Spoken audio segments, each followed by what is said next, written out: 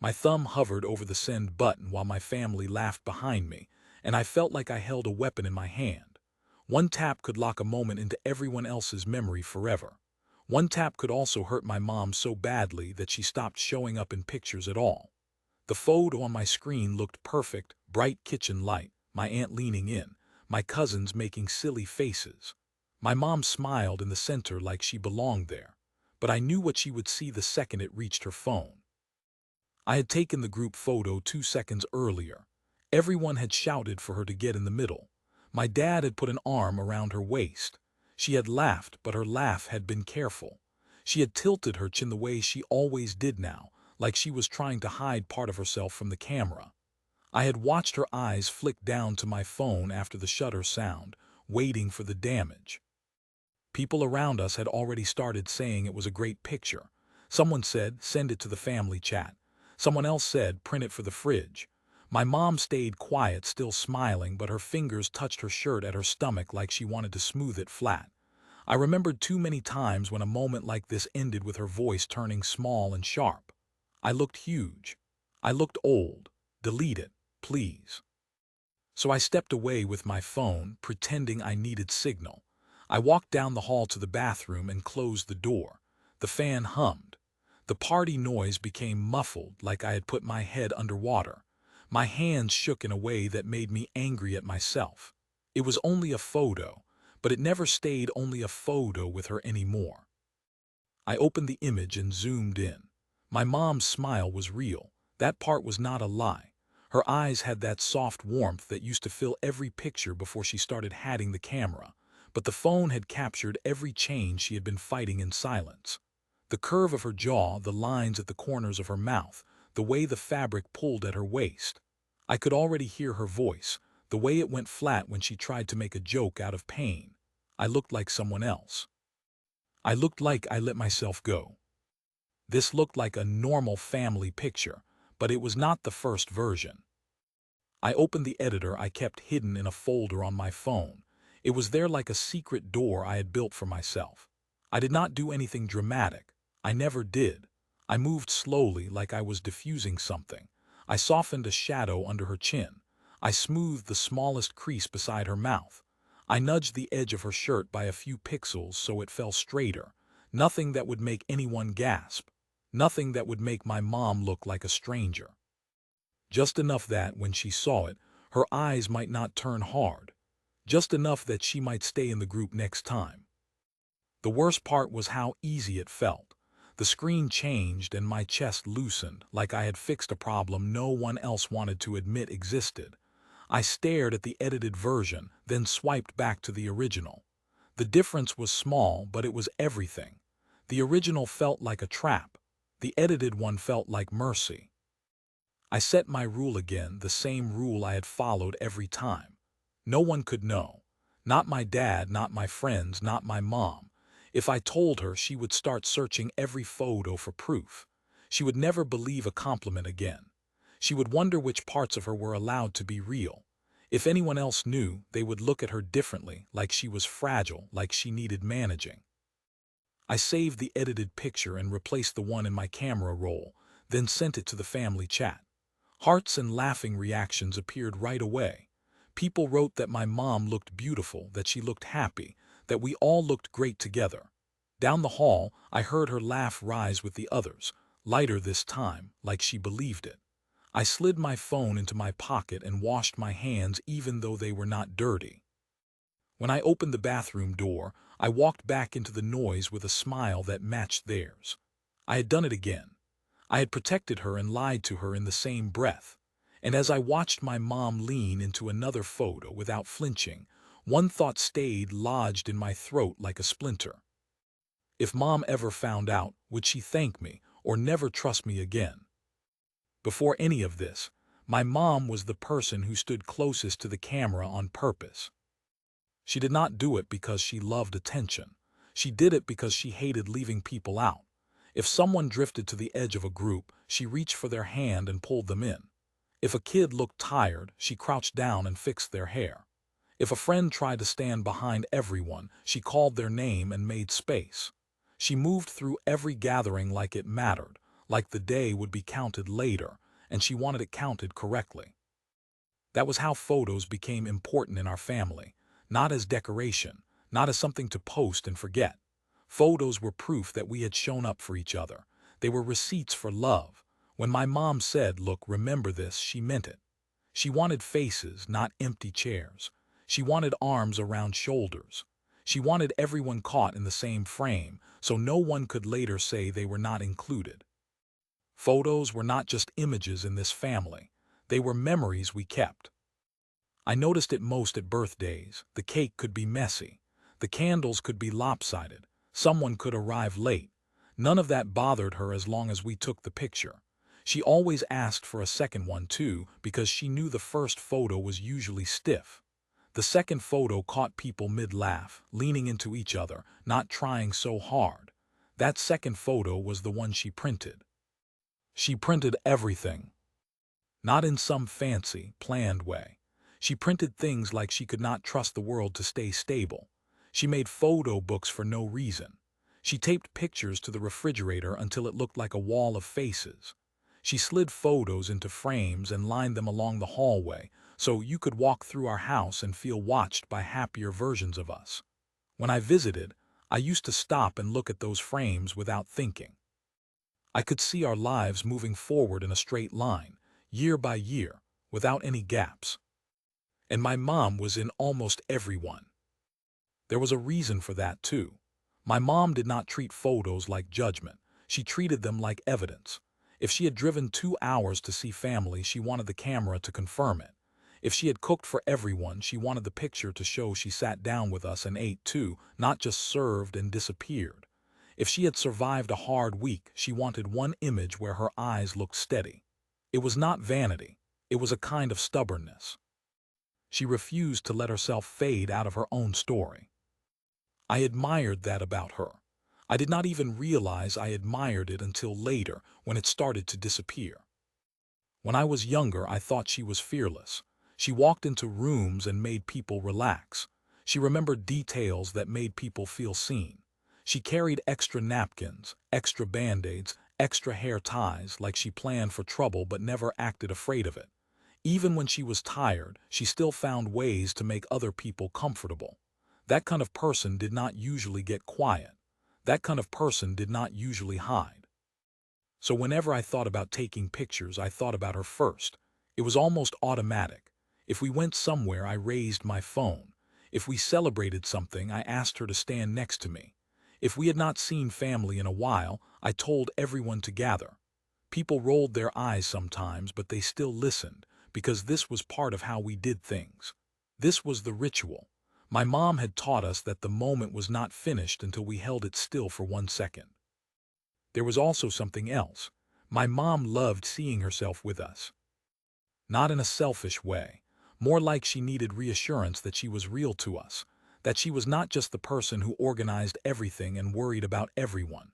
In photos, she looked like she belonged to the group, not like a background worker. She looked like a mother, yes, but also like a person who got to be present. When she saw a good picture of herself laughing, she softened. Her shoulders dropped. She looked relieved, like she could finally believe she had been happy. That was why comments mattered so much. Most of our family and friends were kind, but kindness could still be careless. Someone would say, "Oh, you look tired," and think it was normal. Someone would point at a photo from 10 years ago and say, "Remember when you were so tiny," like it was a compliment. People compared without meaning to. They said, "You have not changed at all," to one person, while looking right past another person who obviously had. My mom usually laughed those things off. She had a way of making awkward moments disappear. She could turn a sharp comment into a joke and move on. She protected everyone else from discomfort, even when she was the one being poked. But I started to see small cracks long before I understood why. I saw it in how she looked at pictures longer than usual, like she was searching for something wrong. I saw it in how she leaned slightly away from bright light, even indoors. I saw it in how she asked me, "Did you get a good one?" in a voice that felt too careful. At first I told myself it was nothing. People got older, people had bad days. The camera caught weird angles, Everyone hated photos sometimes. Then she began to do something that made my stomach tighten every time. After I took a picture, she did not ask to see it with excitement anymore. She asked to see it with fear. She held her breath like the screen might insult her. And I remembered the hallway frames. I remembered the photo books. I remembered how she used to stand close, not hide. I remembered how sure she used to look when she existed inside a picture. The more I paid attention, the more I realized my mom did not just want photos. She needed them.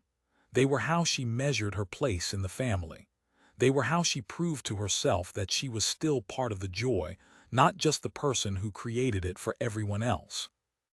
That was why what happened next felt so cruel. It did not start with a big moment. It started with a shift so quiet that no one else noticed. It started with her smile turning a little tighter each time I lifted my phone. Then something changed, and every camera felt like a test. The first time I realized something had changed, my mom stood in front of a mirror with a shirt half over her head and went completely still. She had been talking to me, light and normal, then her voice cut off like someone had turned it down. She stared at her own stomach, not with surprise but with a kind of disbelief that looked painful. She pulled the shirt down hard, then pulled it back up like the fabric had insulted her. She did not say, "This does not fit." She said, "This is not me." It happened in small scenes like that, the kind people forgot right after they happened. A drawer left open. A pile of clothes on the bed. The quiet sound of a hanger hitting the closet rod too fast. My mom still showed up for everyone, still cooked, still texted people back right away, still remembered birthdays. But she started treating her own body like a problem she needed to solve before anyone noticed. She never used big dramatic words. She just changed her habits. She bought new leggings and told me they were more comfortable. She stopped wearing certain tops and said they were too bright, too clingy, too much.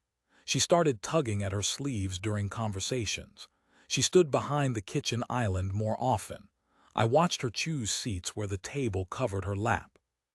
And then she started using the word menopause like it was a joke she did not like. She said it casually, like it explained everything without needing details. She would roll her eyes and say, "Great, this is what it does to you." She laughed, but the laugh landed wrong. It sounded like she had tried to swallow a complaint and it escaped anyway. The weight came on slowly, then all at once, like a door that did not close properly. One month her jeans were tight, the next month she stopped reaching for them. She bought a bigger size and acted like it was nothing, but I saw her stare at the tag before she cut it off.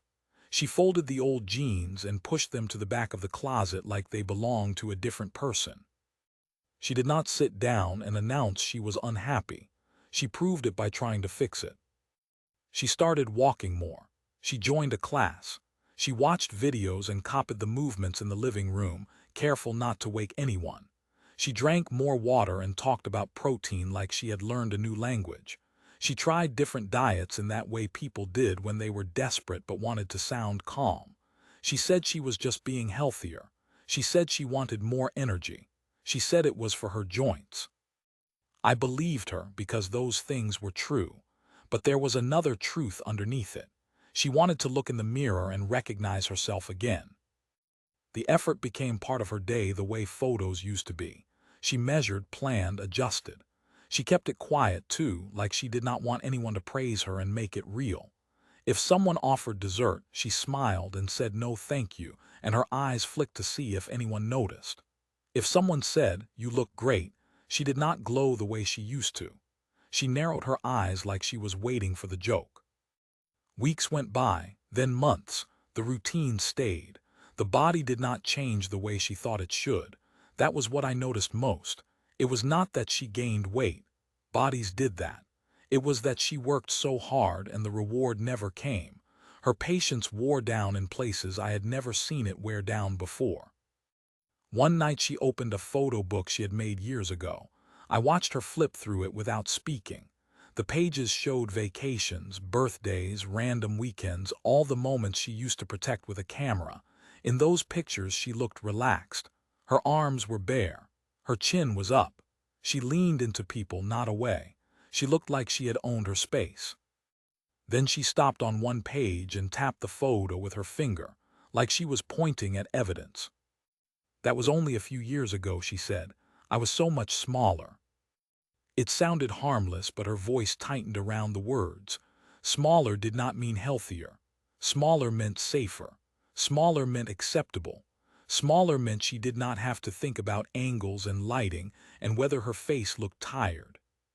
She closed the book and pushed it away from her like it had burned her. After that, every time I lifted my phone, I felt the air change around her. She still smiled, but the smile started later, like she had to build it. She adjusted her hair first. She straightened her shirt. She moved her shoulders back in a way that did not look confident. It looked defensive, like she was bracing for impact. At first she tried to hide it. She used jokes. "Do not get my bad side," she said. But she said it every time, like all sides were bad now. If anyone asked for a group picture, she stood at the edge. She angled her body away from the camera. She offered to take the photo instead. She made herself useful so she did not have to be seen. I started noticing something else too. She began to check photos with urgency, not curiosity, not excitement, urgency. "Show me," she said right after I took one. I held out my phone and she leaned in so close her hair brushed the screen. She studied her own face first, then her stomach, then her arms, then her neck. Her eyes moved fast, hunting. Sometimes her mouth opened like she was about to laugh, then it closed again. She would go quiet for a few seconds that felt too long. Then she would give a verdict. "Delete it." Or worse, she would say, "I look terrible." And then she would smile at everyone like she had not just stabbed herself in front of me. People around her did not know what to do with that. They would rush to correct her. "No, you do not," they said. "You look fine." Fine was poison. Fine meant they agreed there was something wrong but did not want to talk about it. My mom heard it too. I watched her eyes drop just for a second, like she had lost a small fight. I tried to counter it in the ways I knew how. I told her she looked good. I told her the lighting was weird.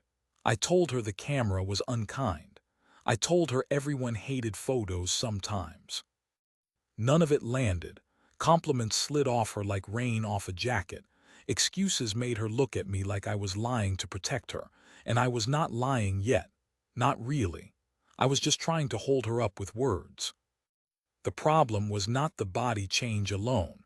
It was what it did to her confidence. The more she tried, the more defeated she looked. It was like her body had become a stranger that did not follow rules. She was doing everything people said to do, and still she felt trapped inside a shape she did not choose. And because she could not control that, she tried to control the one thing she thought she still could. The image. That was when the camera stopped being a tool for memories and turned into a mirror she could not escape. She saw herself in every screen, in every reflection, in every photo someone tagged her in. She compared the present to the past without even meaning to. She looked at old pictures like they were proof of failure. And soon, it started showing up in every picture. I took the photo on a Sunday afternoon in my parents' kitchen, the kind of moment my mom used to collect without thinking.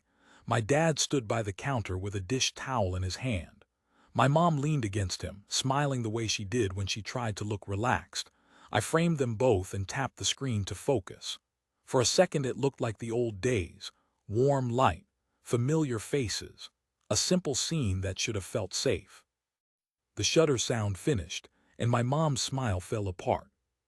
She moved toward me fast, not angry but urgent. "Show me." I held my phone out, and she took it like she needed to stop something before it spread. She stared at the picture for 3 seconds, then her mouth twisted. "Oh my God," she said, "delete it." My dad laughed like it was nothing. "What are you talking about? That is a nice picture." My mom did not laugh back. She zoomed in with her fingers and looked at herself like she was reading bad news. "I look huge," she said. "I look so old." The words hit the kitchen harder than any argument. because she did not sound dramatic. She sounded tired, like she had said it to herself 100 times already and was just saying it out loud by mistake. I reached for the phone, gentle. "Mom, you do not look huge. You look like you look happy." She shook her head and handed the phone back to me like it was contaminated. Her eyes got shiny, but she refused to let the tears form. She turned away and started wiping a countertop that was already clean. "Just do not send it to anyone," she said, "please." It was the please that did it. I had heard her ask for things. I had heard her tell people what she needed. But this sounded like begging, like a small request that held a much bigger fear underneath it. Not just fear of looking bad, fear of being seen this way by everyone, fear of being pinned inside an image she could not control. My dad tried again, soft and clumsy. "You look fine, come on." My mom's shoulders tightened. "Fine," she repeated like the word tasted bitter. Then she forced a laugh that did not match her face. "Whatever, I just hate pictures now." She walked out of the kitchen, with that sentence trailing behind her like smoke. I stood there with my phone in my hand, staring at the photo. It was not a bad photo. It was normal. It was real. The only problem was that my mom had started treating reality like an enemy. I told myself I would respect what she asked. I told myself I would delete it and move on, but my thumb did not move. I kept looking at her face in the picture. Her smile had been genuine in the moment before she saw herself. The happiness had been real for 1 second. Then the camera turned it into a test she failed. I hated that a small rectangle of pixels had that power over her. I carried my phone to the hallway, away from the kitchen, away from the sound of my dad moving dishes around like he was trying to pretend nothing happened. I sat on the edge of the stairs where I could not be seen. The screen felt bright in my hands. The photo filled it again, my mom leaning into my dad, her eyes crinkled at the corners, her body held stiff in a way she did not seem to notice until later. And I thought something that scared me because it felt so simple. What if she never had to see the version that hurt her? The idea came with a warning in my head. This was wrong. This was crossing a line. You did not get to edit a person without telling them. You did not get to change someone's face and act like it was truth. But I also thought about her voice. "I look huge. I look so old. I hate pictures now." I wanted to stop that sentence from becoming permanent. I opened an editing app I already had on my phone. I had used it before for small things, brightening a dark photo, cropping out a stranger in the background. I had never used it on a person's body. I had never tried to change how someone looked. Even tapping the icon made my stomach tighten, like I was opening a door I would not be able to close. The photo loaded and my mom's face stared back at me, trusting and unknowing. My fingers hovered over the tools. I told myself I would only try, only see what it looked like, only compare. I told myself it would not count if I did not send it. Then I did the first thing. I softened the harsh shadow under her chin, the one the kitchen light had carved there. The change was small, almost invisible. I zoomed out, then back in. Her face looked the same, just less tired, like she had slept well, like the camera had been kinder. I swallowed and kept going. I used a reshape tool on the edge of her shirt, moving it a few pixels so it fell more naturally instead of pulling tight at her waist. I did not shrink her into someone else. I did not carve her down. I just corrected what the camera had exaggerated. At least, that was what I told myself. I barely touched it, then stopped and stared, waiting for the guilt to hit me like a slap. It did not feel like a slap.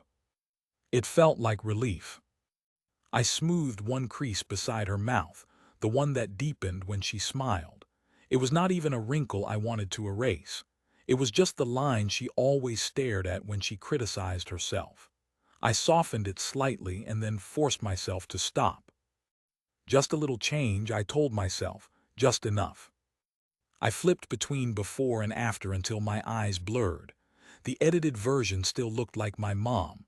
Her smile was still hers. Her cheeks were still hers. She did not look younger in a fake way.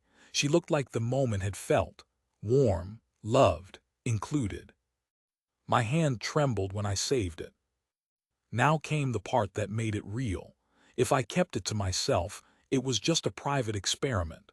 If I sent it, I was building a lie into the family's memory. I stared at the family group chat. I could already imagine my aunt asking for pictures from today. I could already imagine my dad posting it somewhere without thinking. I could already imagine my mom seeing the unedited photo pop up on someone else's phone and feeling that same sharp shame all over again. So I sent the edited one. The message delivered, a tiny confirmation, a point of no return. Within seconds, hearts appeared. Someone replied, "So cute." Someone said, "Your parents look so happy." My dad wrote, "Great photo," and added a laughing reaction like nothing had happened. Down the hall, I heard my mom's voice, talking to my dad, lighter now. She did not know what I had done. She did not know the picture everyone was praising was not the first version. I sat there on the stairs with my phone in my hand, listening to her sound like herself again, and I felt two things at once. Pride, because I had protected her from pain, and fear, because I had learned how easy it was to change the truth with a few careful swipes. But once you did it once, how did you stop? After that first edit, I did not feel like I had solved anything. I felt like I had started something that could swallow me if I was careless. The next time I took a picture of my mom, my hands automatically tightened around my phone. I still smiled and said, "Hold still," like normal. But inside, I already planned the private part that came after. The part no one saw. I had turned family photos into a two-step process. First, I captured the moment. Then I decided what version of my mom the world was allowed to keep. I told myself it would be rare, only when she looked upset, only when she asked me not to send it, only in emergencies. That lasted about a week. Mom reacted to almost every photo now. Not loud every time, not with tears every time, but with a small flinch in her eyes, a pause, a quick criticism she tried to hide with a joke. And each time I felt the same pressure build in my chest. If I sent the photo as it was, she would see it later and punish herself. If I did not send anything, people would ask, and she would assume the reason was her. I started to realize there was no neutral choice anymore. There was only the choice that hurt her openly, or the choice that hurt her quietly. So I made my secret into a routine. I stopped sending photos from the room where they were taken. I always waited. I always found a private corner, a bathroom, my car, the hallway, anywhere I could be alone for 2 minutes. I told people I had no signal.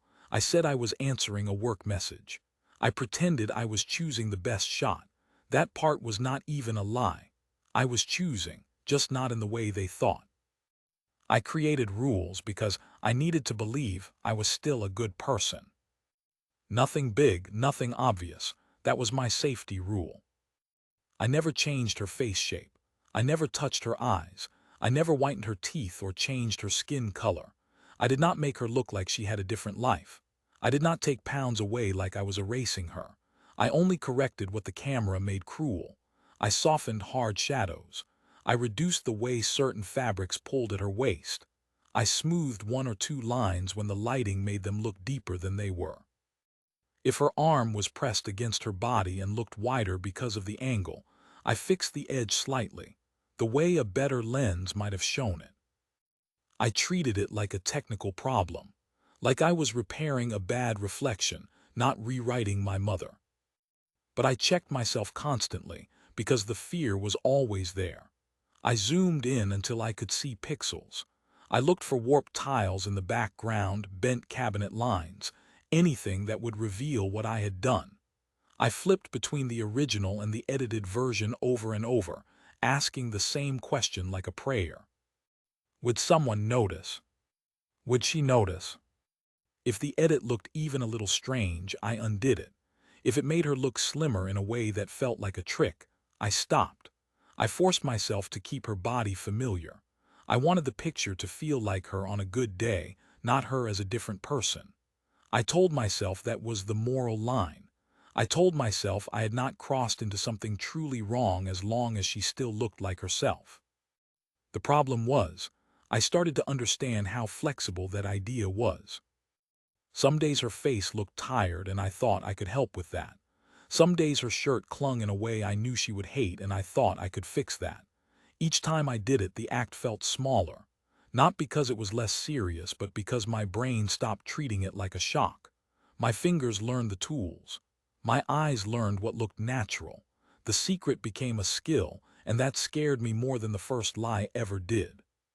Because skills improved. Skills got faster. Skills got easier to hide. I began saving two versions without even thinking. The original stayed in my phone for a while, buried deep, like evidence I could not bring myself to destroy. The edited version became the one I shared, the one I printed, the one I uploaded to a shared album when family asked for it. I acted normal while I did it, but I felt like I had split our memories into two timelines, one where my mom suffered, one where she did not. When I sent the edited photos, the responses from friends and family came quickly, like they always did. Cute, beautiful, love this. Mom looks great. Those messages used to make her tense because she did not believe them.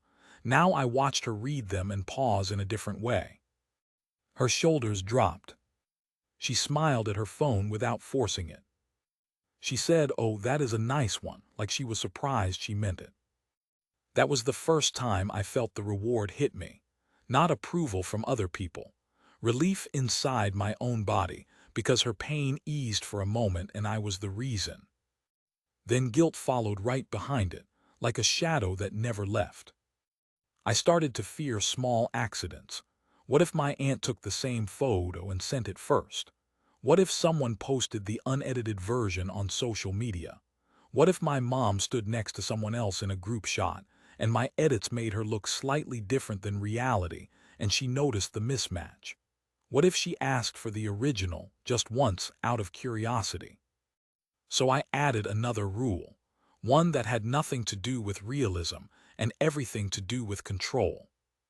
I had to be first. If I took a photo, I sent it quickly before anyone else could. If someone else took the photo, I asked them to send it to me so I could share it. I said I had better reception. I said I had everyone in the chat already. I said I wanted to make a little album. People agreed because it was convenient. No one suspected anything. That made it worse. The lie did not need force. It slid into place because it made life easier for everyone. The family only saw the result. They saw my mom laughing more. They saw her stop trying to stand behind the tallest person. They saw her say yes when someone asked for a picture instead of saying, "No, take it without me." They started saying things like, "Mom seems happier lately. She must be feeling better. She must be getting her energy back." They were right in a way. She did look lighter. She did sound lighter. And it came from something I could not admit. At night, when I was alone, I replayed my choices like a court case. I argued both sides in my head. I told myself my mom deserved kindness. I told myself the camera had been cruel first. I told myself I had not changed who she was, only how the moment looked. Then I told myself I had taken away her right to choose. I told myself I had built her confidence on something false. I told myself that if she ever found out, the shame would double, because she would realize even her good pictures were not safe. That was when I made the promise I never said out loud. I never told anyone, not my dad, not my friends, not my partner, not even as a joke. I did not even hint at it. I kept it sealed inside my phone and my throat because the moment the secret became shared, it became real in a way I could not control. If I was the only one carrying it, I could pretend it was just part of loving her. If other people knew, it would turn into a story about her, and she had already suffered enough stories about her body. I convinced myself silence was protection. But silence also meant I was alone with the fear. Every time my mom asked, "Did you send that one?" my stomach tightened. Every time she said, "I actually like this photo," I felt warmth and shame at the same time. Every time she looked at herself and did not flinch, I felt a sharp hope I did not deserve. Then slowly, something changed in her reactions. She stopped grabbing my phone right after the shutter sound. She stopped saying delete it. She started leaning in closer to my dad instead of angling away. She started asking for more pictures, not fewer. And the terrifying part was, it worked. The first sign it was working came in a place that used to be dangerous for her. A group picture. My aunt had asked for a photo after dinner, and normally my mom would have stepped back and offered to take it. That used to be her escape. If she held the phone, she did not have to be seen in it. But that night she did not reach for my hand or point at my phone. She walked into the frame by herself and stood in the middle, like she remembered she was allowed to take up space. I lifted my phone and waited for the familiar tension. I waited for her to adjust her shirt, raise her shoulders, pull her smile tight. I watched her face closely, ready for the flinch when the shutter clicked. It did not come. When I showed everyone the preview, my mom glanced at it once and then looked away, like it did not matter. Not like she was pretending, like she genuinely did not feel attacked by it. That scared me more than her old reactions ever did. Because I knew what the picture on my screen really was. It was not a memory yet. It was raw material. It was something I would take into a private room and quietly change. And yet she already seemed calmer, even before I edited anything, like her mind had learned to expect kindness from a camera again.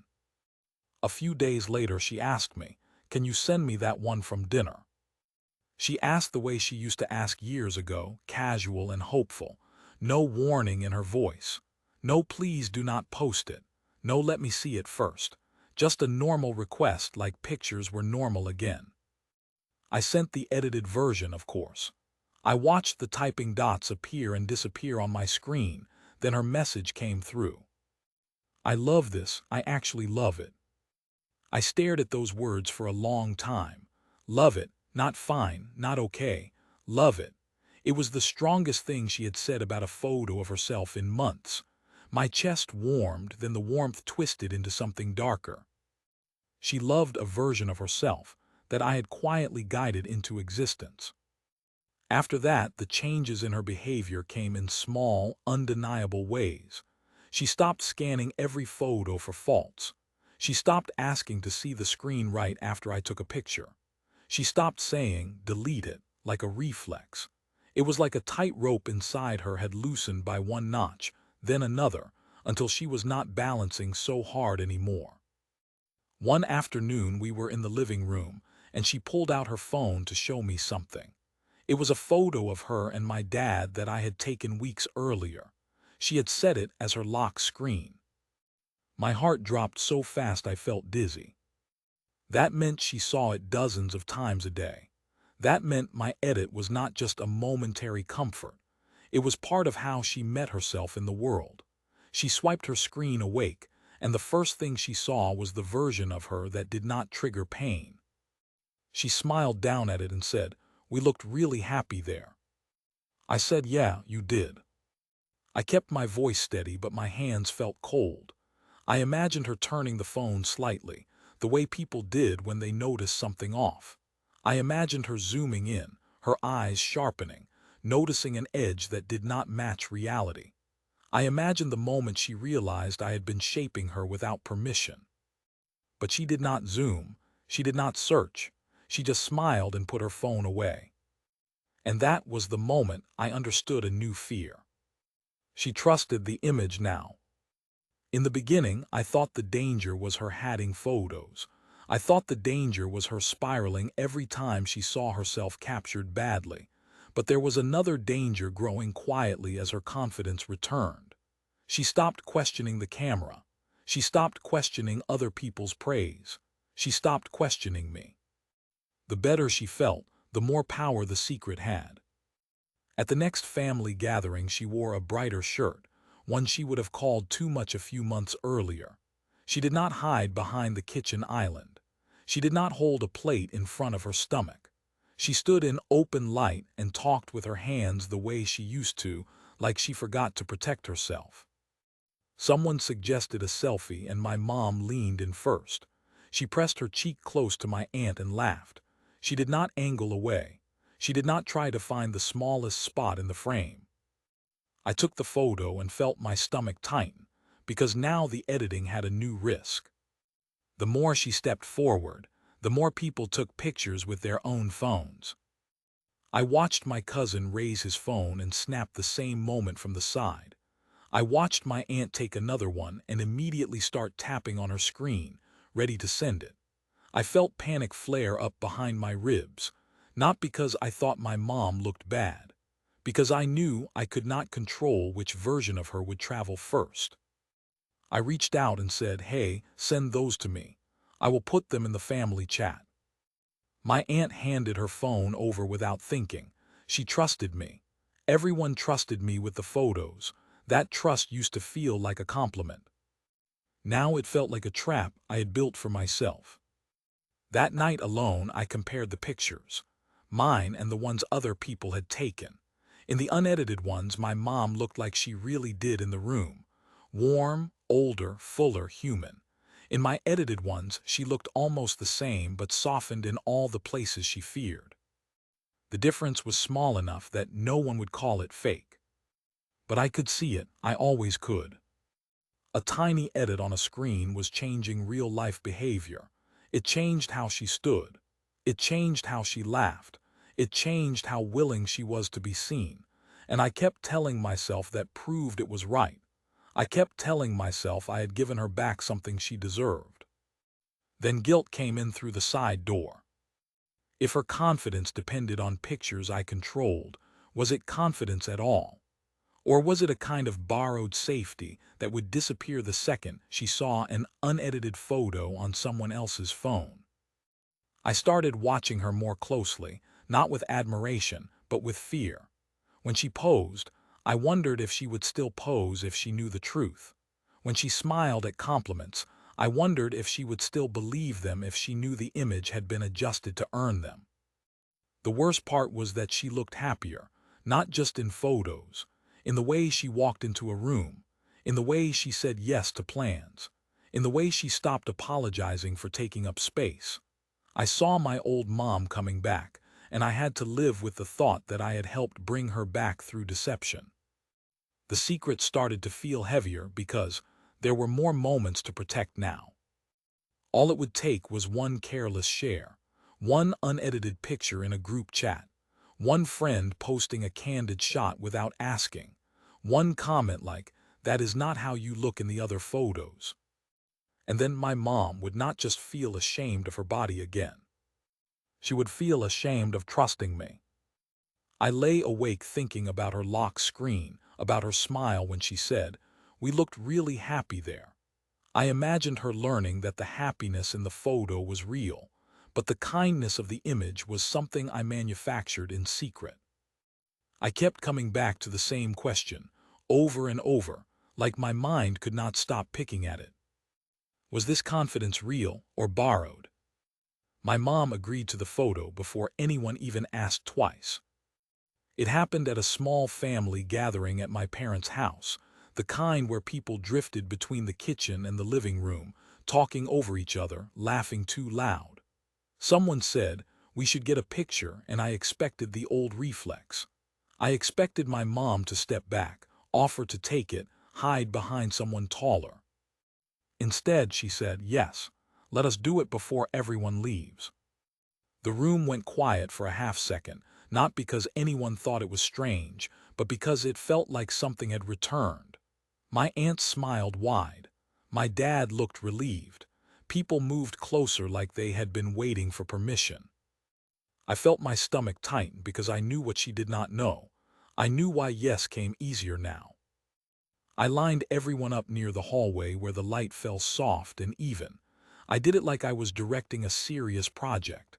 I moved people 2 steps left, then 1 step back. I told them to get close.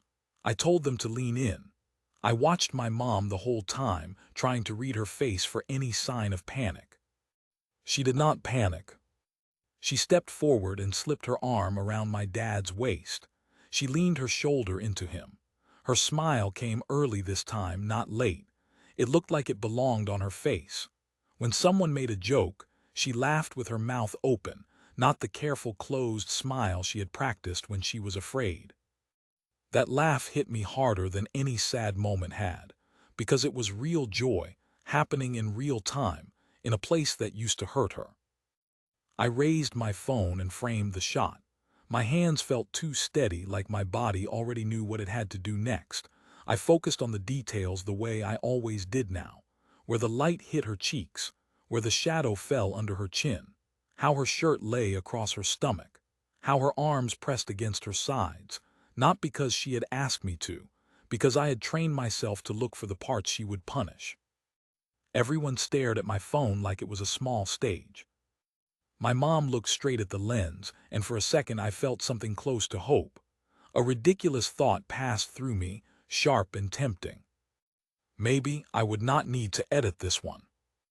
I took the first picture. Someone blinked. Someone looked away. I took another. I took another. People groaned and laughed the way families did, but my mom did not get impatient. She did not roll her eyes. She did not step out. She stayed in the center like she belonged there. Then it happened, the perfect moment. My dad said something quiet to her, something only she heard. Her face changed instantly. She smiled at him, not at the camera, and her eyes softened the way they used to in old photos. It was not a posed smile. It was private affection caught in public. Everyone else was still looking at the lens, but my mom was looking at him like the room was safe. I pressed the shutter without thinking. The sound of it felt louder than it should have. When it was done, people started breaking apart, reaching for drinks, going back to conversations. The moment dissolved, but my mom stayed close to me instead of leaving quickly, and that was new too. She waited in a way that told me she wanted to see it. My throat went dry. She did not demand my phone. She did not grab. She just said, "Can I see?" I held the phone up and she leaned in with my dad beside her. My heart pounded like I was about to hand her something dangerous. I scrolled to the last shot, the one I knew was special, the one where her joy looked unguarded. She looked at it and her face did not tighten. She did not zoom in. She smiled, slow and surprised, like she had found something she did not expect to be allowed to keep. "Oh," she said softly, "that is a really good one." My dad nodded. "That is the best picture we have had in a long time." My mom let out a small laugh that sounded embarrassed but happy. "Send it to me," she said, "and send it to everyone. Send it to everyone." She said it like a gift, like she wanted to be seen. My fingers went numb around the phone. I forced myself to nod. I said, "Yeah, of course, I will send it." She walked away then, lighter, back into the noise of the house. She did not look over her shoulder. She did not second-guess it. She trusted the image before it even existed outside my screen. I stood there with the photo open, staring at it alone.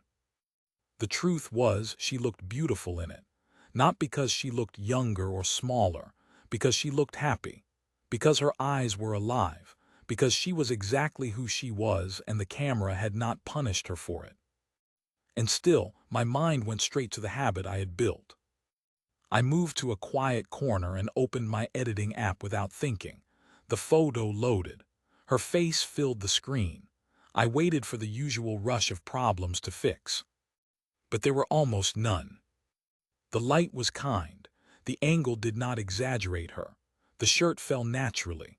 The lines in her face looked like a life, not a flaw. It was the first time in a long time that the photo did not feel like a wound. My thumb hovered over the tools anyway.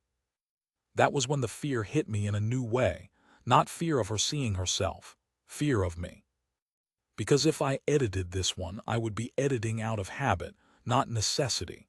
I would be proving that I could not stop, even when there was nothing to correct. And if I did not edit it, I risked everything I had been protecting. What if she saw it on her phone and found some tiny thing to hate? What if this was the one where the spell broke? What if she looked at it tomorrow and heard the old voice in her head again? I zoomed in on her face, searching for any harsh shadow I could soften without changing her. I found one faint crease beside her mouth, the same place she used to touch when she frowned at pictures. My thumb hovered over it like a needle over skin. I stopped.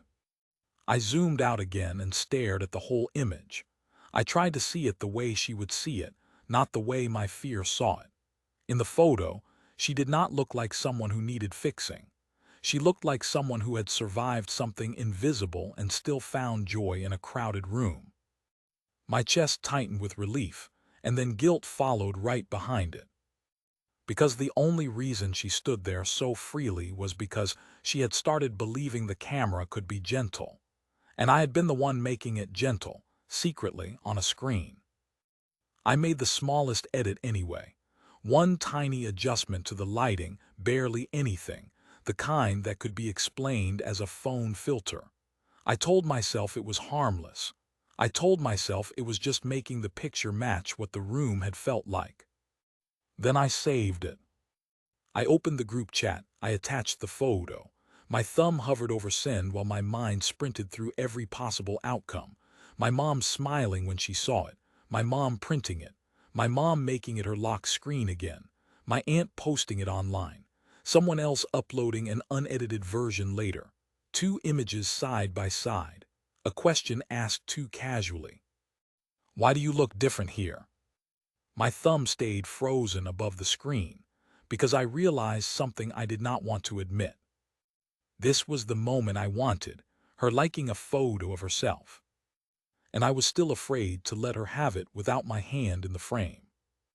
I hit send. The message delivered. The photo left my control and went out into everyone's phones, everyone's memories, everyone's casual scrolling. Within seconds, reactions popped up. Hearts, compliments. Someone said, frame this one. Someone said, look at you too. Then my mom's message appeared. I love it so much. I stared at her words until my eyes burned. She sounded proud.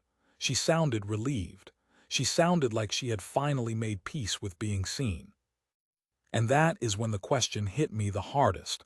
What did I just teach her to believe? After that photo went out, something shifted in the way people treated my mom, like the picture had given them permission. It started with small comments that sounded harmless. My aunt said my mom looked glowing. A cousin said she looked refreshed. A friend replied in a group chat with, "You are aging backwards." People meant it as praise, but I heard the other message hiding inside it. You look different. You look improved. You look like the version we like better. My mom soaked it in anyway. I watched her read those messages and smile without checking her reflection. She did not argue. She did not wave it away with a joke. She said thank you. She sent a heart back. Her shoulders stayed loose while she typed. It was the first time in a long time she accepted kindness without treating it like a lie. Then she started doing something that made my stomach twist every time. She started asking for more pictures. Not in a needy way, in a normal way, the way she used to. If we were standing together, she leaned in and said, "Take one of us." If the lighting looked nice, she pointed it out. If my dad made a face, she laughed and said, "No, wait, do it again." Her voice sounded playful again, but the power underneath it belonged to me. Because every time she asked for a photo, she also asked for my secret work afterward. She did not know she was asking, but I knew. Once she was willing, everyone else got more willing too. People took out their phones more often. They stopped acting like pictures were a chore. They stopped rushing through it. A quick photo turned into 3. 3 turned into 10. Someone wanted a silly one. Someone wanted a serious one. Someone wanted one for the group chat and one for a profile picture. And my mom stayed in the middle of all of it, smiling like she had made peace with the camera. I told myself I should have felt only happy. I told myself this was what I wanted, what I had worked for in secret. Her laughter came easier. Her face looked softer. She started standing closer to people instead of leaving space between bodies like a shield. She put her arm around my waist for pictures, and I could feel her relax against me. But every new photo felt like another weight added to my pocket. Because now it was not just about one image that hurt her feelings. It was about a whole new pattern. Her comfort was growing. Her confidence was becoming visible, and I knew exactly what fed it. Everyone saw the confidence. No one saw the editing. Sometimes my dad would look at a picture on his phone and say, "Look at your mom. She looked so happy lately." He said it with pride, like he thought time had finally given her a break. He thought she had crossed a hard stretch and come out stronger. I nodded and smiled, but my throat tightened every time. It was not that my mom was not happy. She was. I could hear it in her voice. I could see it when she walked into a room and did not immediately adjust her clothes. I could see it when she laughed and did not cover her mouth. I could see it when she sat on the couch and did not pull a pillow into her lap like a barrier. Those things were real. But they were also connected to a false safety I had built. I started noticing how quickly other people adapted to the new version of her. When she seemed confident, they relaxed. They joked more. They invited her into the center of conversations more often. They asked her opinion. They teased her the way they used to, gently, like they were no longer afraid of breaking something fragile. It was like her old insecurity had been a quiet rule everyone followed without admitting it. Do not look too long. Do not insist on photos. Do not compliment too directly. Do not bring attention. Now that rule disappeared, and people acted like the problem had never existed. That should have felt like victory. Instead, it made me feel trapped. Because the better she got, the less likely anyone would understand why I did what I did. If I confessed now, it would not sound like help. It would sound like betrayal. It would sound like I took her new confidence and built it on a trick. I could already imagine the looks on their faces. My dad's confusion turning into anger. My aunt's shocked silence. Someone saying, "Why would you do that to her?" Someone else saying, "That is so messed up." People who had never watched my mom flinch at her own face would judge the secret by its worst meaning, not its intention. And my mom would be the one standing in the middle of it, exposed. So I kept going, quietly, consistently, like a job I could not quit. I got faster at it, which scared me. What used to take careful thought started taking seconds. I could fix a shadow while standing in a hallway. I could smooth a harsh line while walking to my car. I could reshape a fabric pull with my phone held low by my side. The ease made it feel less like a choice and more like a reflex. And the reflex made me wonder what I had become. The scariest part was how often my mom brought photos up now, like she was rebuilding a relationship with them. She started showing people pictures on her phone again, not just family, friends too. She held her phone out and said, "Look at this one." She laughed at herself in a candid shot. She saved a group picture as her background. She printed one and put it on the fridge. Each time she did, I felt two things collide inside me. Pride, because she looked like herself again. And dread, because I knew the confidence had a hidden support underneath it. One I could not remove without making everything collapse. I also started paying attention to what she did not say anymore. She did not say, "Delete it." She did not say, "I look huge." She did not say, "I look old." She did not say, "Do not send that." Those sentences had been her warning signs, her cries for help disguised as complaints. When they vanished, everyone assumed the pain was gone. But I knew pain did not disappear that cleanly. It just went quiet when it felt managed. It went quiet when it felt watched over. It went quiet when someone did the work behind the scenes. That someone was me. Every time my mom posed confidently, my fear shifted shape. It stopped being fear that she would hate herself. It became fear that she would find out why she did not. When she stood closer to me for photos, I wondered if she would still want to stand close if she knew I had been changing her body on a screen. When she smiled at a compliment, I wondered if she would still accept it if she knew the image had been adjusted to make it easier to give. When she said, "I like how I look here," I wondered what would happen to her if she learned that I had quietly guided her toward liking it. The secret did not just sit in my phone, it sat between us. And it grew heavier as her life got lighter. I started to feel it in the moments right before I shared a picture. My thumb hovered over send and my stomach tightened, not because I doubted the edit, but because I understood the real risk now. I was not just hiding an action. I was hiding a foundation. If it cracked, it would crack under everything she had rebuilt. So when people praised her, I smiled along. When they said she seemed happier, I agreed. When they took out their phones and asked for more photos, I raised mine too, steady and ready, like I belonged in that happy scene. But inside, I counted how many pictures I still had to control. And the better things got, the harder it felt to ever be honest. At night when the house went quiet, the photos stayed loud in my head. I lay in bed and replayed the same moments like evidence. My mom laughing in the hallway, my mom leaning into my dad, my mom saying, "I love this photo." Then my own hands, moving shadows and edges like I was fixing a mistake no one asked me to fix. The better she seemed during the day, the worse I felt when I was alone, because happiness made the lie look clean. It made it harder to question, and somehow easier to hate myself for it. I started checking my phone before I slept, not for messages but for risk. Did anyone post a candid shot I did not see first? Did anyone tag my mom in something unedited?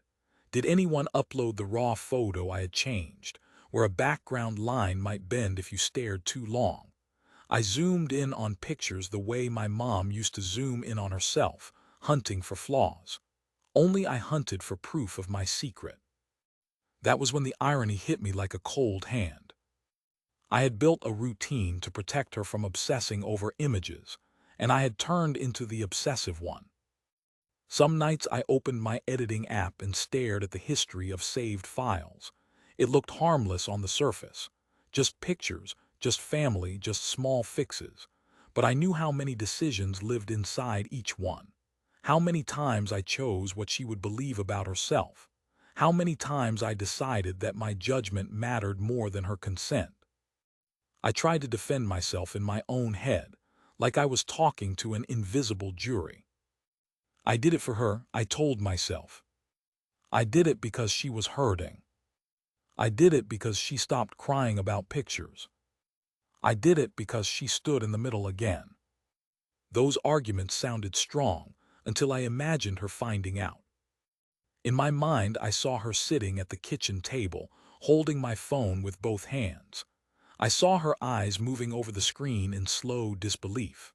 I heard her voice, not loud, not angry, just wounded in a way that would cut deeper.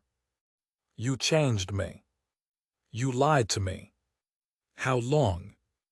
I imagined her asking if my dad knew, if my aunt knew, if everyone had been looking at a made-up version of her and calling it better. I imagined her shame rising like heat, not just about her body, but about being fooled, about being the only one who did not know. Then I imagined her turning that shame inward, the way she always did. "Of course you edited me," she would say. "Of course I needed it." That thought made my stomach twist. Because what if my secret did not heal her insecurity? What if it trained it? What if every time she liked a photo, it quietly taught her that the unedited version was not worth liking? What if I had not removed the poison, only sweetened it enough for her to swallow? I tried to push that away. I tried to focus on what I could see, more laughter, more pictures, less tension, less hiding, but guilt did not care about results. Guilt cared about the method. And the method was deception. This was not a one-time kindness anymore. It was a system. It had rules. It had steps. It had backups and habits and timing. It had become part of every gathering, every holiday, every casual moment someone lifted a phone and said, "Smile." My brain did not even ask if I should edit anymore. It asked how quickly I could do it before someone else shared their version first. I hated how natural it felt.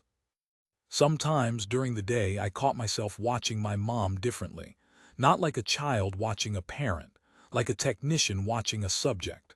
I looked at lighting. I looked at angles. I looked at the way fabric pulled. I looked at the places her expression changed when she thought a camera was near. I measured her comfort like a fragile instrument. Then she would look at me and smile, and I would feel sick with love. Because that was the trap.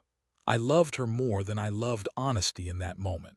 I loved her relief more than I loved my own peace. And I told myself that was what family did. You carried weight so they did not have to. But I also knew that if she ever learned what I carried, she might never let me carry anything again. That was when I made my decision feel like a vow. I never told. Not a hint, not a confession during a late-night talk, not a joke to a friend, not a nervous half-truth to my dad. I sealed it tighter each time I considered opening my mouth. I told myself that telling would only help me, not her. I told myself honesty would be selfish. I told myself the truth would not heal her. It would only injure her in a new place. I repeated that until it sounded like principle instead of fear. But fear lived under it. Fear of her face when she understood. Fear of her trust breaking and never returning. Fear of her looking back at every printed photo, every locked screen, every framed memory, and seeing a quiet betrayal hidden inside the pixels. One night, I went further than I ever admitted to myself. I opened an old picture of my mom from before all of this, years ago when she never flinched. She stood with her hair pulled back, smiling freely, not thinking about her jawline or her stomach or the way the light hit her skin. I compared it to a recent photo I had edited, where she looked confident again. On the surface, the confidence looked the same. But I knew the difference. Before, it came from inside her, without conditions. Now it came with me hovering outside the frame, making sure the camera stayed kind. I stared at both photos until my eyes burned, and the question I had been avoiding finally landed. If she was only brave because she believed the photos would be gentle, had I made her bravery dependent on my lie? I set my phone down like it was hot. I told myself again I did it for her. I did it out of love. I did not change her into someone else. I did not harm her. Then another thought rose, quiet and sharp, and it scared me because it felt true. Love did not usually need a cover story. In the dark, the secret felt less like protection and more like something I was hiding because I knew it looked wrong from the outside. I imagined saying it out loud to someone who did not know my mom, someone who only heard the facts. I secretly edited my mom's body in every photo and never told her. Even in my head, it sounded cruel. So what would strangers say if they heard this? I had not actually posted my secret online at first. I had only imagined it, the way you imagined stepping into traffic when you stood too close to the curb. A thought that felt dangerous because it was possible. But after enough nights of staring at my phone and feeling my own brain turn against me, I opened one of those anonymous forums where people confess things they could not say out loud. I read other posts for a long time. People admitted lies. People admitted affairs. People admitted what they did when no one watched. Strangers argued like judges, confident and sharp, like they had been there. I kept thinking if I wrote it down it would become real. If I wrote it down it would also leave me, even for a second. So I typed it. I wrote that my mom had gained weight during menopause, that she had started hiding pictures, that she said cruel things about herself and looked like she believed them. I wrote that I began editing every photo before I sent it to anyone. I wrote that the edits were small. I wrote that she seemed happier now. I wrote that I never told her. I wrote that I did it because I loved her. Then I sat there with my finger hovering over post, the same way it hovered over send with a photo. I did not press it. Even imagining strangers seeing it made my face burn. It felt like exposing my mom without her permission all over again. So I did the next worst thing. I pictured what the comments would say anyway. I pictured the thread forming, line by line, my secret turning into entertainment and argument. Online, one secret could become a courtroom. In my head, the first camp spoke like a gentle friend. The kind helper camp. They sounded sure, almost comforting. They said it was kind. They said I had protected my mom when she could not protect herself. They said a small edit was not harm, it was a mercy. They said cameras were cruel and lighting lied anyway. They said if my mom smiled again and stopped hurting, that was the proof that mattered. They said the world already punished women for aging, and I had softened the punishment inside my own family. In that version, my secret was a quiet medical bandage. Not pretty, not perfect, but necessary. I felt myself breathing easier just imagining those words. I wanted them to be true so badly it made me angry at anyone who would disagree.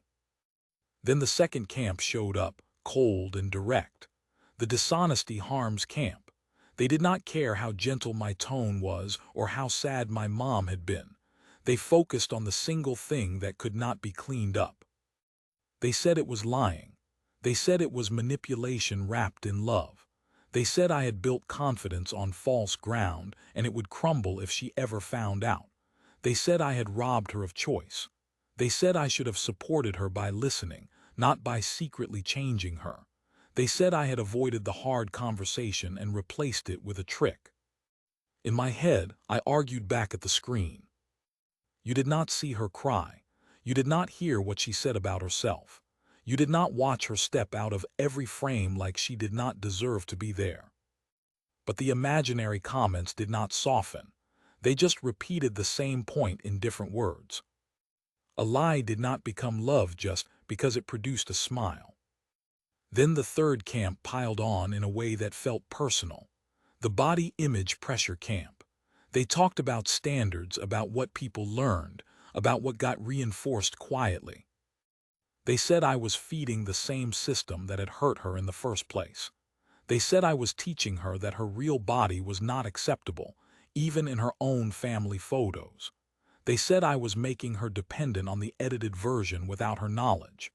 They said every softened wrinkle and reshaped edge carried a message, even if I never spoke it. You would be happier if you looked different. They said I might have made her stop criticizing herself out loud, but I had not fixed the root. I had only made a prettier mask she could wear without knowing it was a mask. That camp left a taste in my mouth I could not get rid of, because it touched the fear I never admitted during the day. What if I had not removed her insecurity? What if I had trained it to hide? Then the fourth camp cut even deeper. The consent matters camp. They did not talk about outcomes at all. They talked about boundaries like they were physical, like I had crossed a line into her skin. They said her image belonged to her. They said her face and body were not mine to adjust, even gently, even with love. They said if someone edited a partner without telling them, people would call it controlling. If someone edited a friend, people would call it disrespect. They said family did not make it safer, it made it worse, because family was supposed to be the place where she was accepted as she was.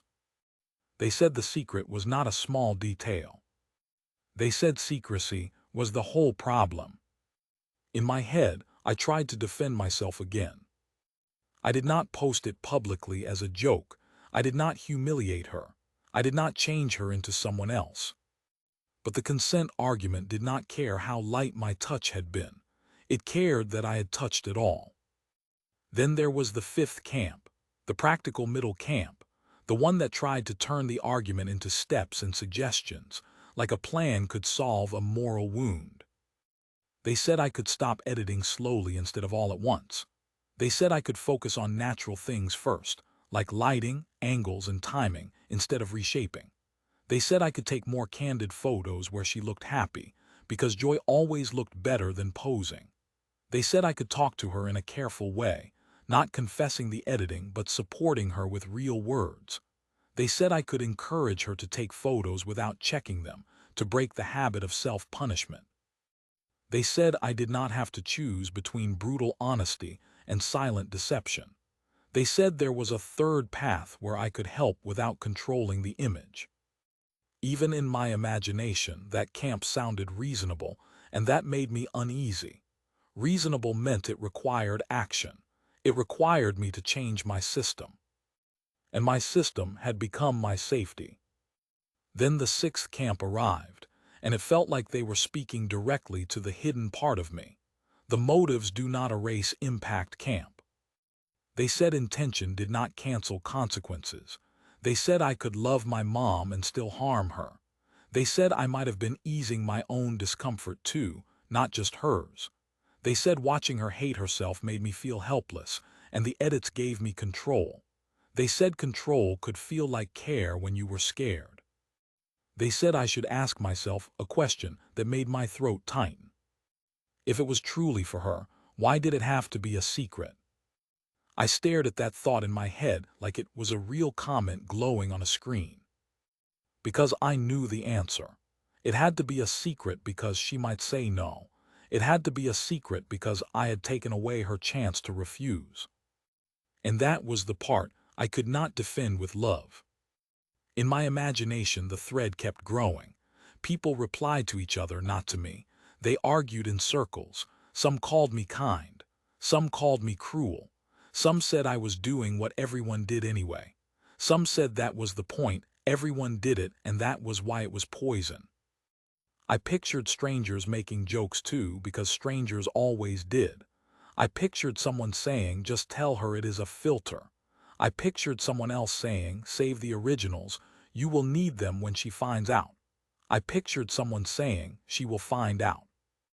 That one line, even as a fantasy, made my skin prickle. Because it took my private fear and made it public, like it was inevitable. I tried to step back and look at the whole thing the way a narrator would. The way a host would summarize the debate at the end of a segment, calm and clear.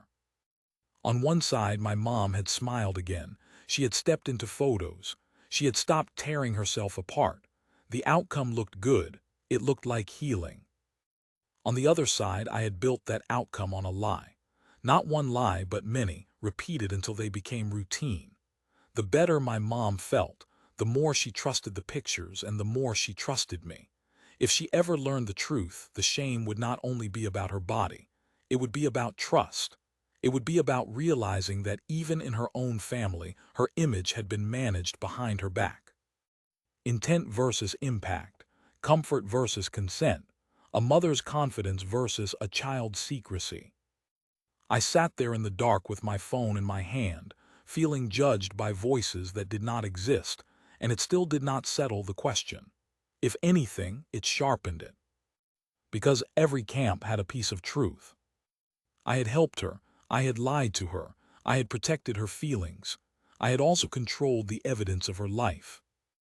And the worst part was that I could not tell which mattered more until the day she found out, or the day she never did. In the quiet, I imagined actually posting it and watching the real comments flood in.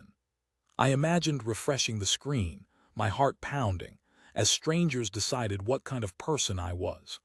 I imagined taking their judgments and carrying them back into my mother's living room, back into the next photo, back into the next moment she trusted me with her face. Then I imagined something else, something simpler and more frightening. I imagined my mom asking me, out of nowhere, if I ever edited her pictures. Not accusing, just curious, just a question spoken in a calm voice that meant she already suspected. My stomach tightened around nothing. My thumb rested on my screen the way it always did, ready to send, ready to hide, ready to protect. And the hardest question kept coming back. If it helps her, does it matter how it happened? After I pictured the argument online, I could not stop picturing the next part. Not the comments. The moment they all circled without saying it directly. What if she found out? I ran that scene in my head the way some people ran disaster plans. Not because I wanted it to happen. Because my body acted like it was already on the way. The first version was the simplest. The version that could happen by accident. My mom scrolled through a family chat on someone else's phone. She tapped a photo and saw a face she recognized, but it did not match the face she had learned to accept again. Her smile stayed the same, but the softness was gone. The lines were sharper. The body looked heavier.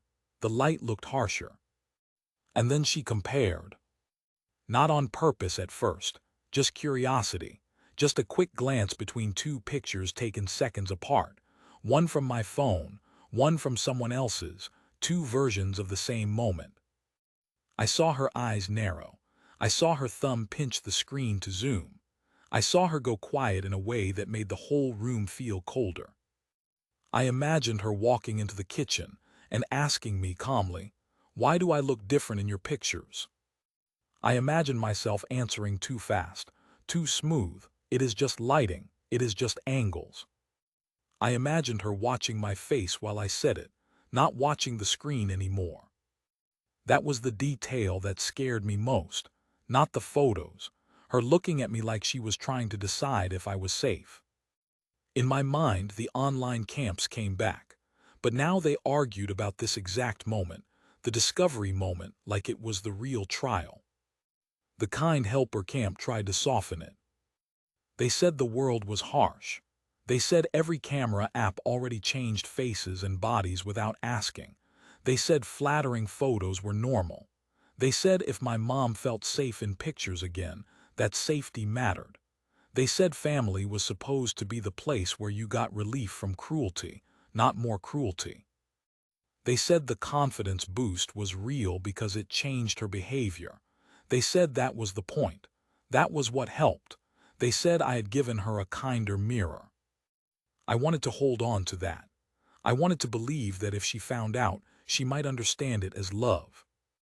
But then the dishonesty harms camp answered with the same sharpness as before, only now it felt like it was aimed at my throat. They said secrecy removed choice. They said if it was harmless, I would not have hidden it.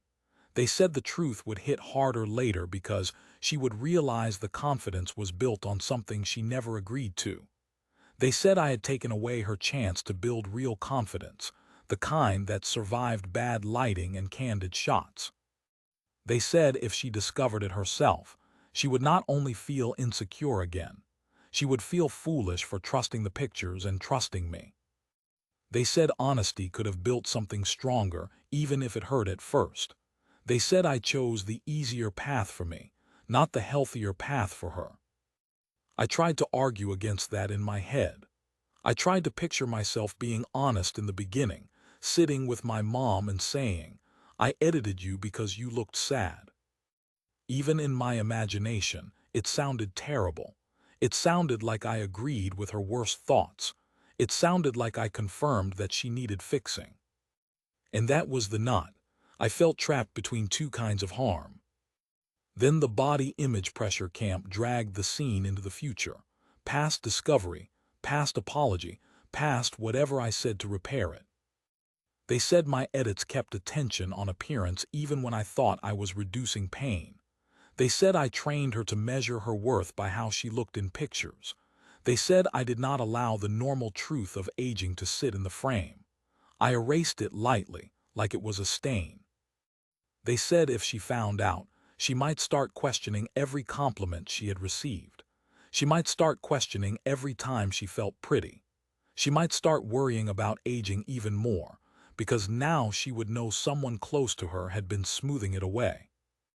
They said I could have made her aging anxiety worse by teaching her that looking older had to be corrected, even subtly.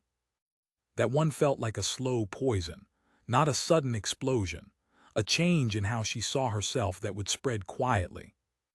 Then the consent matters camp returned, and they made the discovery scene feel less like an argument and more like a violation.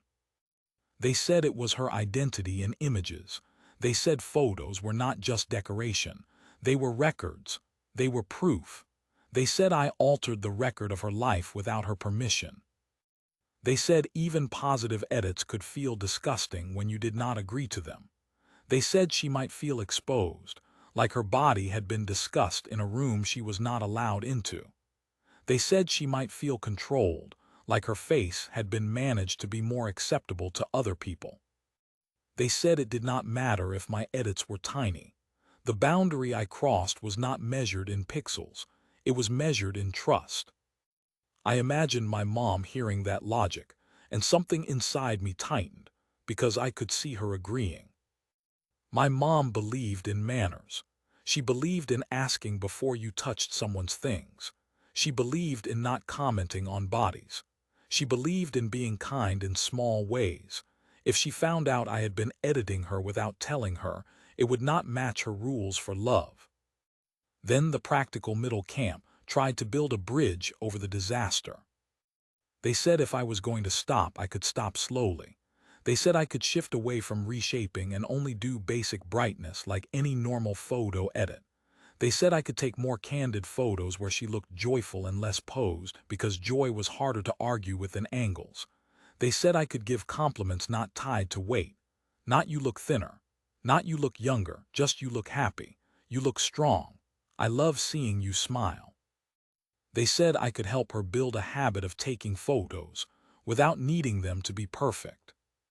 They said I could work toward a world where my mom did not need edited proof to feel okay. But the motives do not erase impact camp cut under that bridge and pointed at me again. They said I should ask why I could not tolerate her insecurity. They said I might have been editing to calm my own anxiety, because watching her hate herself made me feel powerless. They said the edits were control disguised as comfort. They said I might have made my mom's confidence depend on a hidden filter because I needed a problem I could solve. They said even if she never found out, I would still be maintaining a system that required me to keep doing it. They said that was not love. That was management. That camp scared me because it made the secret feel like a trap that tightened the more it succeeded. Then I imagined the discovery moment again, but I let it play out in different directions, like I was testing which outcome I deserved. In one version, my mom found out and cried immediately. Not dramatic, quiet tears. The kind that meant the pain went all the way down. She asked me, was I that hard to look at? She asked, did everyone know? She asked, how many? I tried to answer, and everything I said sounded like an excuse. In another version, she did not cry. She went still. She nodded slowly like she understood. She said, okay. And then she became polite with me. She kept smiling in public and kept taking pictures, but something between us stayed stiff, like a door that had been closed gently and locked. That version scared me more than tears. Tears could end. Politeness could last forever. In another version, she surprised me. She laughed not because it was funny, but because it was too much. She said, of course you did. Everyone edits everything now. She said, I am glad you made me look nice. And even in that version, I did not feel relief. I felt worse, because it would mean she accepted the idea that she needed help being acceptable. It would mean my lie fit perfectly into her old wound. In every version, I saw the same small detail. The moment she understood the truth, she would look back at her recent happiness and wonder how much of it belonged to her. That was the part I could not fix with an apology.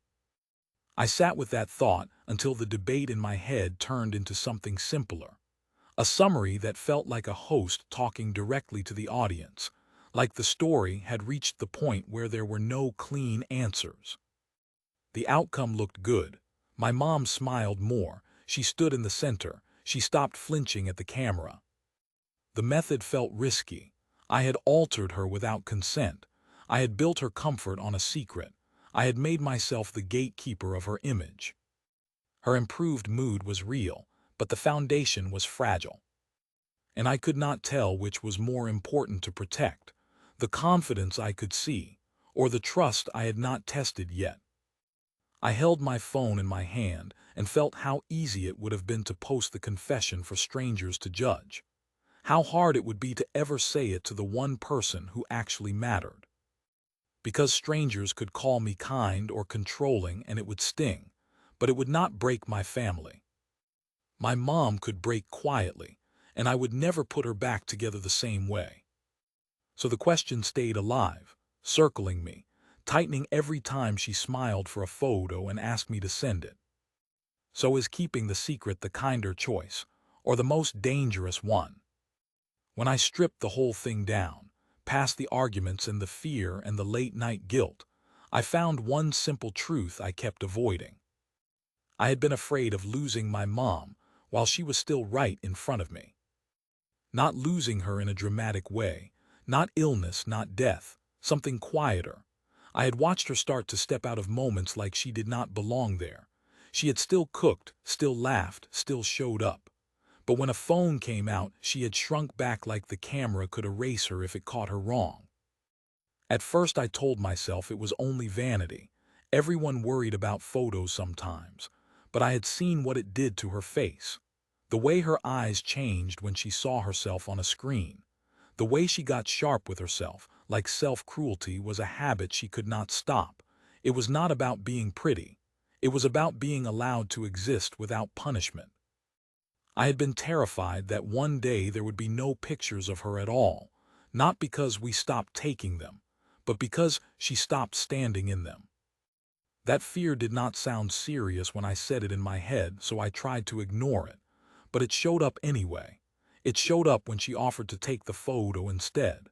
It showed up when she leaned behind someone else.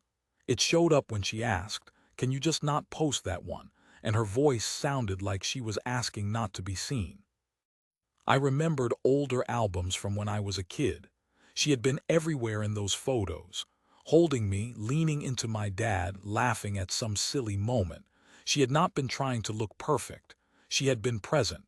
The camera had not been a test. It had been a witness. Then menopause hit her, and the witness turned into a judge. She tried to fight it in all the ways people were told to fight it. Diets, workouts, new clothes, but none of those things fixed the part that hurt. The part that said, "You are less now. You are not the woman you were. You do not get to take up space." I could not stand hearing that voice come out of her mouth. I could not stand watching her choose absence over a bad angle. And I think that was the moment I became dangerous in a quiet way. Because I did not know how to argue with that voice. I did not know how to pull it out of her and kill it. I did not know how to give her the kind of peace that came from inside. But I did know how to edit a photo. That was what I really wanted. Control. Not over her, not in my intention. Control over something I could actually change, because watching her suffer had made me feel useless. I could not stop time.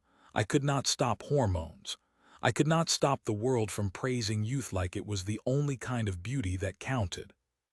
So I reached for the only tool that made me feel like I was doing something. I told myself I was protecting her. I told myself it was a small kindness.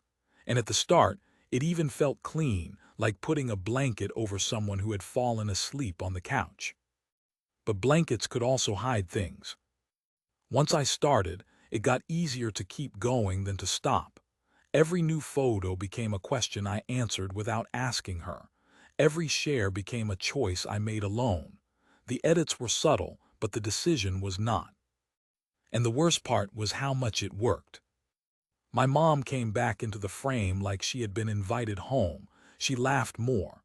She stopped bracing herself when someone said picture. She looked at herself and did not flinch. That change was real. I could see it. I could hear it. I could feel it in the way she stood next to me like she was not apologizing for her body. When I saw that, it was almost impossible to regret what I had done. Because regret felt like saying, I should have let her hurt longer. I should have watched her disappear and called it honesty. But then the other truth pressed in. Her confidence had been gained, and my honesty had been lost. I had traded something intimate without asking. I had taken her image, something that belonged to her, and I had quietly adjusted it to protect her from pain. I told myself I was doing it for her, but I could not ignore the fact that I was the one who decided what her pain looked like and what counted as relief. At the start, this was about pictures, but it became about worth. That was the part that made my stomach tight when I thought about it too long, Because editing a photo was not only editing light and shape, it was sending a message. It was saying, this version is easier to love. This version is safer to show.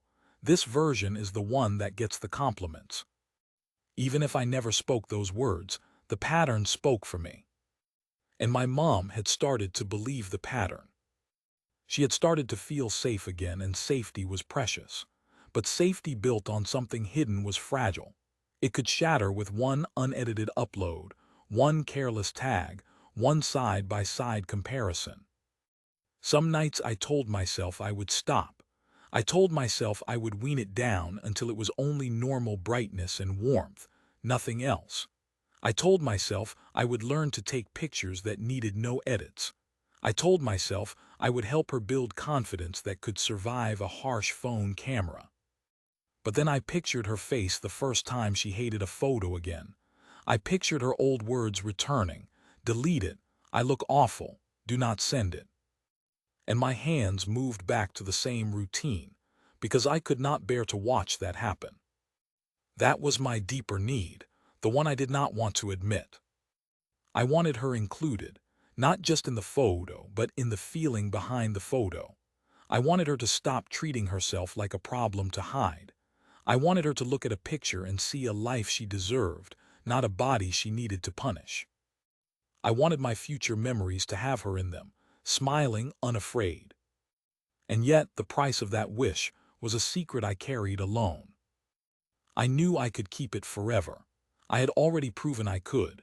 I had already built the habit, the system, the private work that happened between the shutter and the share. I could keep doing it until everyone forgot there had ever been a time my mom refused photos.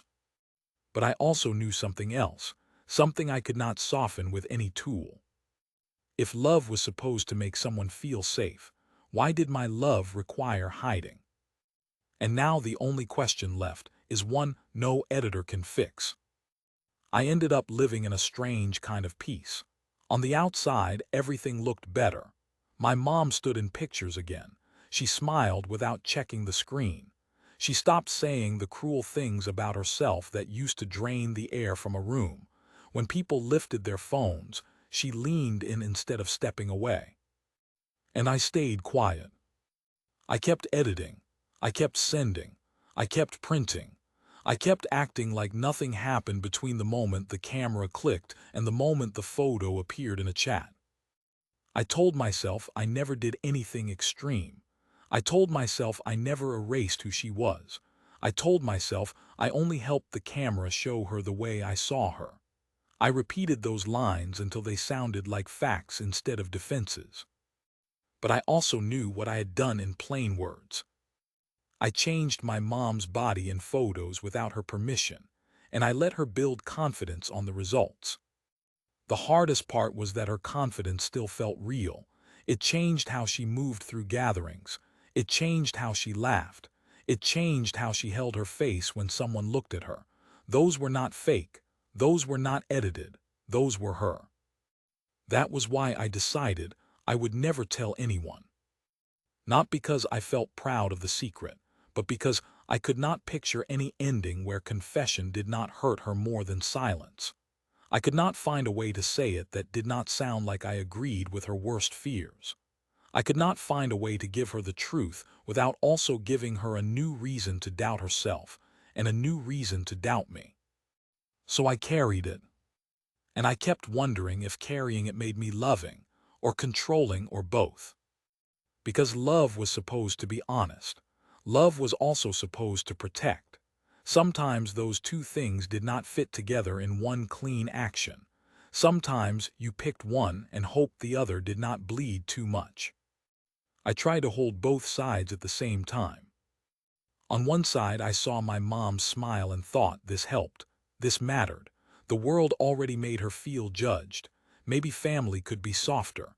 Maybe the point was not perfection. Maybe the point was relief. On the other side, I heard the word consent in my head like a warning bell. I heard the word deception. I pictured the moment she might find out, and I felt the cold drop in my stomach, the way you felt when you realized you had been standing on thin ice the whole time. I also could not ignore the deeper question hiding under the surface. Had I helped her accept herself? Or had I trained her to accept a version of herself that I quietly shaped? I never got a clear answer because the outcome kept rewarding me. Every time she asked me to take another photo, every time she saved one, every time she posted one, it felt like permission. It felt like proof. But permission given without knowledge was not permission. And proof built on a secret was still fragile. I thought about the imaginary comment camps I had pictured before, the ones that argued like strangers in a courtroom. Some would say I was a kind helper, doing what I could to protect someone who was hurting. Some would say dishonesty always harmed, and that I avoided the only real solution, which was a hard, honest conversation. Some would say I fed body image pressure and taught her that aging needed correction. Some would say consent mattered more than comfort because her image belonged to her, not to me. Some would suggest the practical middle: stop editing slowly, focus on good lighting, and give compliments not tied to weight or youth. Some would say my motives did not erase the impact, and that I might have been editing because I could not tolerate watching her pain. I could argue with every camp. I could also understand every camp. That was why I never wanted to declare a final verdict, even to myself. Because the second I called it pure kindness, I felt like I was excusing the lie. And the second I called it control, I felt like I was erasing my mom's real relief, like it did not count because of how it started. Before you answered, remember, the smile was real, but the photo was adjusted. So I left it where it began, in the space between love and harm, in the gap between what I meant and what I did.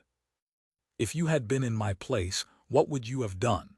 Would you have told her right away? Would you have stopped and let her face the camera as it was? Would you have kept editing because it helped? Would you have tried to shift away from edits and build her up in other ways? Which camp would you have chosen? And how would you support a parent's confidence without turning it into a secret system? Because I stayed with my choice. I kept my mouth shut. I kept my mom smiling in pictures. I kept the truth trapped behind my screen. And I still did not know if that made me a good child or a coward. If you could help someone feel confident today, but it required a secret, would you do it?